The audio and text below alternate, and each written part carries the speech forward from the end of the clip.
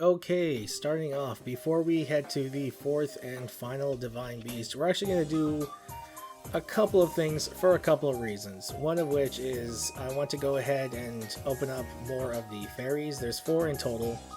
We're going to go ahead and open up two more, giving us three. And, more specifically, great fairies. Yes, I know I'm picking up fairies right now, and that's just to refill some of the ones that I had missed out on before. But they go in increasing succession of amount of rupees that you'll need. Trust me, if you... actually, one of the major reasons why it's good to use the horn trick from the dragon is because the last fairy is going to cost a whopping 10,000 rupees to unlock. And as far as this section is concerned, I actually like how they did the great fairies. I think it was very smart, a smart system that they chose to make them excuse me, to make them unlock in sort of like tiers, tier 1, 2, 3, and 4, and then of course, you know, however many great fairies are awakened, that's how far you can go in upgrading your equipment. And I just think it's very smart because it goes well with the RPG element that they really should be focusing on more, but more on that later. And it really helps with the exploration aspect. Coming in naturally, and of course finding a great fairy has always been a great boon in past Zelda games, and of course they just install it very well here. Now I pick up a fireproof lizard here. That wasn't entirely intentional. One of the other reasons why we're doing this this whole speed up section, this whole episode is going to be a speed up section, is to do some more tasks, some more let's say this. Yes, just some more tasks to help us out a bit more, so that we don't have to travel back or double back anywhere too often. Just sort of gradually opening up the area. And yes, I will say this yet again. This is another. This is yet still more preparation for playing the game as a whole. We're coming up on the last Divine Beast. It's going to be next episode, not this one. I'm just picking up a few things along the way, just because it's just smart. So when we go ahead into when I picked up the fire lizard, there was just, you know, a nice opportunity, but there is a complete reason as to why I'm taking this path. Opening up the whole Akala region helps for two reasons. One, because, well, when you play the game in full, it just helps have more fast travel points to make your, you know, completion of the map and other tasks and quests, side quests, what have you, much easier. But because in order to get to the Gorons, which is where the last Divine Beast is, you need more than just heat resistance. You need like flame resistance. That's what I said before in a few episodes, where your temperature meter is going to be blazing hot, and, you know, heat resistance, you know, from like the melons and other stuff that you normally would have in the desert has no effect there. So in order to make this really quick and easy, what you can do is you go to not here. I'm actually unlocking a shrine at this moment on screen that will help for the major side quest. One of the major side quests for the only shield that you will ever need to care about in the game. But I digress. You go to the South Akala stable because Beetle will be able to sell 2 fireproof lizards. Now the fireproof lizards, or I call it the lizards, are really hard to catch, and I really only caught that one because of opportunity and because it does make them slightly easier, not guaranteed of course, but it does make them much easier to get when you have the 3 times speed up on your run. So I need those to get, and just any monster horn, since you kind of sort of have to encounter a Lionel, you can just go ahead and use the Lionel horn. It'll give you about 6 minutes. You really only need about 4. And so once I opened up that shrine back there, it's going to open up an area which will eventually be known as a town that we're going to actually make. One of the better side quests, I think, that was more akin to what you would come to expect from Zelda titles. And along the way there to the South Akala stable, just go ahead and pick up some more stuff. Like I said, this is something you'll always want to do in this game, since, you know, going around and collecting, exploring is something you'll always want to do. Just along the way makes things much easier. We want to unlock this lab as well because it gives us our light arrows, essentially. You get to craft ancient arrows here, and even though the ancient shafts are still going to be mostly, you know, harder to find, it's a good way to get things rolling. So what you'll end up doing here is kind of like how they've approached all of these like field bosses, if you will. kind of up for debate on where the Stalkers, the Guardian Stalkers, kind of fit in there, slash mini boss, full boss, but they are special enemies to be sure. And, you know, I like how they did this in general. It makes sense to, like, you know, sort of start out small, and then as you practice more and more engaging them, using, you know, with help from the ancient arrows, if you will, take care of those really tough and rigorous, tenacious enemies, will go ahead and give you the opportunity to start building up a proper collection, again, predominantly of ancient shafts, so you can come back and exchange those for ancient arrows. The ancient arrows do deal a lot of damage. Pretty much hitting them in the eye of any guardian will one-shot them. So naturally, if you weren't served before, multi-shot arrows, the more multi-shot they have, the better. The bows come in one shot, which it won't have anything, times 2, which is only the duplex bow from the Yiga clan that you get. 3 shot, which you can get from Savage Lionel bows, or the Great Eagle, or the Golden Eagle bow, which I still have on. Again, the only really useful great hero weapon, unfortunately, that is still rather useful in the game because it's renewable with the diamond, and diamonds are all that hard to come by with another field boss, the Talos. So go ahead and do the storage just to make it easier. If you'll notice, this is where this glitch comes in very handy. If I did this normally, walking, I would not have been able to beat that storm icon. And it's just very helpful. It just totally makes sense. It does not break the game. I think it's just a real neat way to add on to the game's experience, as I believe most glitches firmly are. I cannot afford these now, but that's totally fine, because what we're going to do is, even though we've unlocked, we've gotten the lizards for the potion, we've unlocked the lab, which is fine because we can always come back here, like I said. Now we're actually going to do what I like to call an arrow run. Now, something I think they should have built on a lot more, among other things. Oh, sorry, I'm going to unlock this third fairy here. But once we're done here, we're going to do what's called an arrow run. I'm going to make my way to the central tower, which is essentially leading up to Hyrule Castle Town and Hyrule Castle itself. And we're going to do a couple of visits there. Now, unfortunately, Hyrule Castle, I really felt should have been another dungeon, you know, on the same vein of the Divine Beast. There is something else there.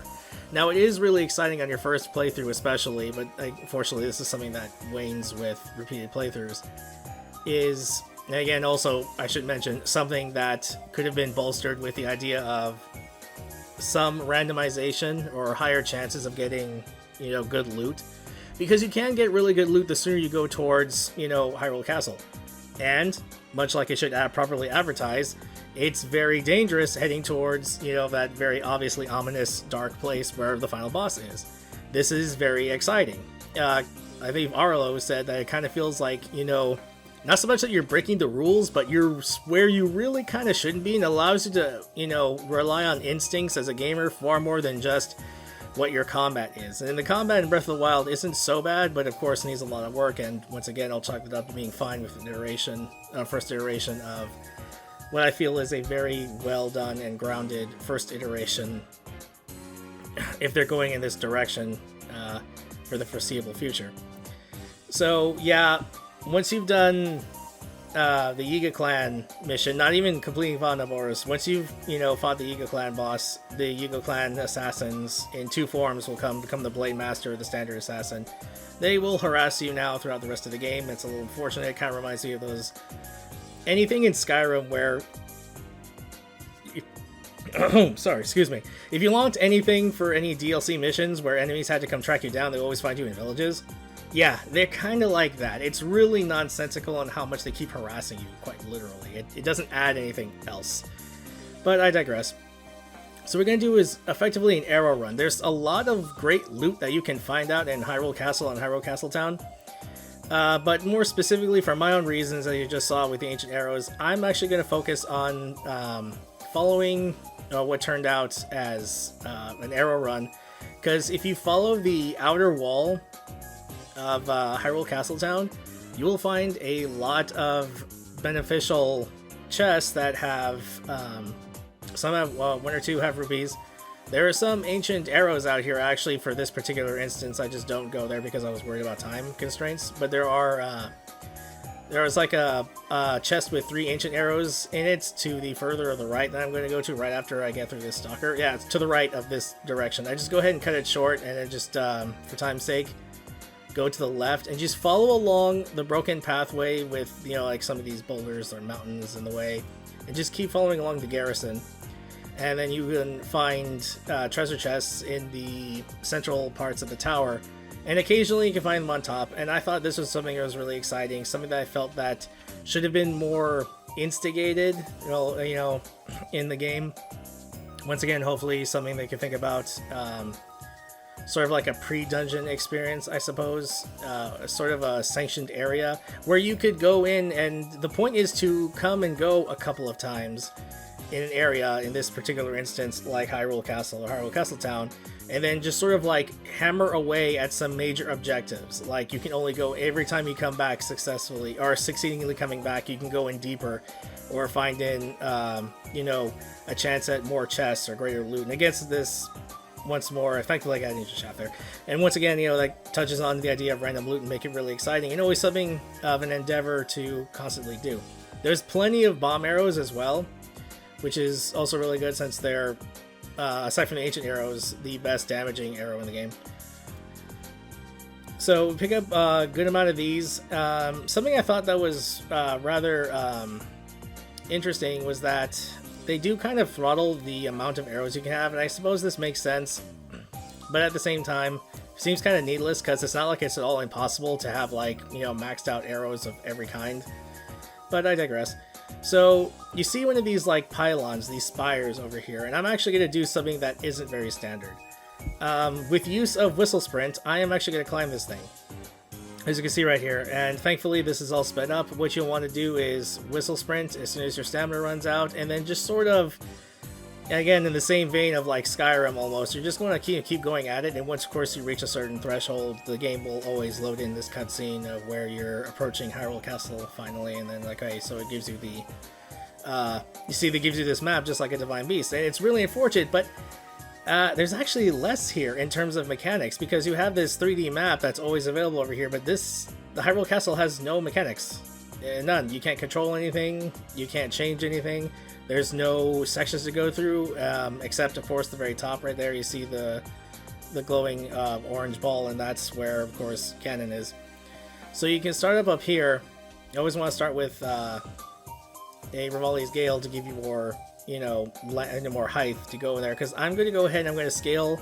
This is part of the arrow run. I'm going to go ahead and scale Hyrule Castle itself for a couple of things. And what's really nice is that for your trouble, and for some odd reason, there's Koroks here.